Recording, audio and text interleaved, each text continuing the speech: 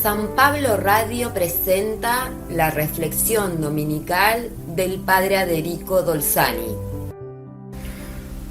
Tenemos que situar el Evangelio de hoy en los días previos a la entrega, juicio, condena y crucifixión de Jesús en Jerusalén.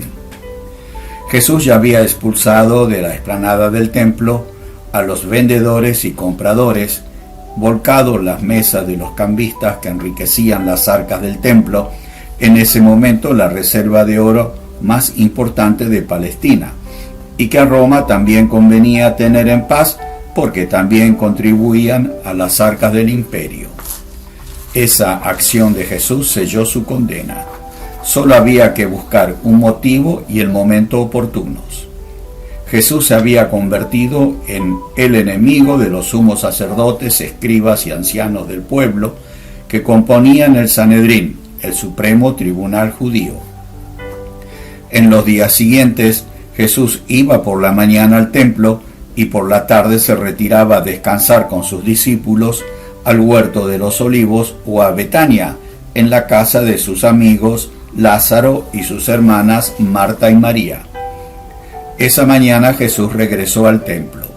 Subió la escalinata que lleva al pórtico llamado de Salomón, unos 400 metros de largo con columnas, que daba sobre un gran espacio libre para la gente. Bajo el pórtico se instalaban los escribas disponibles para escuchar las consultas de la gente sobre asuntos religiosos, legales, discusiones sobre herencias y litigios, y cómo resolverlos a la luz de la Torá. Los escribas eran estimados porque cuando ya no hubo profetas ni templo en Jerusalén, el pueblo fue llevado al exilio, Babilonia, y los escribas llevaron todos los manuscritos que pudieron y allí los ordenaron en la forma que conocemos hoy del Pentateuco o Torá. El pueblo los estimaba y los respetaba como a una autoridad superior a los demás. Uno de esos escribas se acercó a Jesús con una pregunta que muchos se hacían en ese tiempo, y no para ponerlo a prueba ni tenderle una trampa. ¿Cuál es el primero de los mandamientos o el mandamiento grande?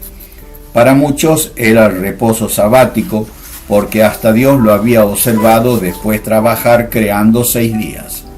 Otros decían que no se podía hacer ninguna graduación en los mandamientos, porque si todos vienen de Yahvé, todos son igualmente importantes. Otros sostenían que el mandamiento fundante de todos los demás es el que está en el Deuteronomio capítulo 6.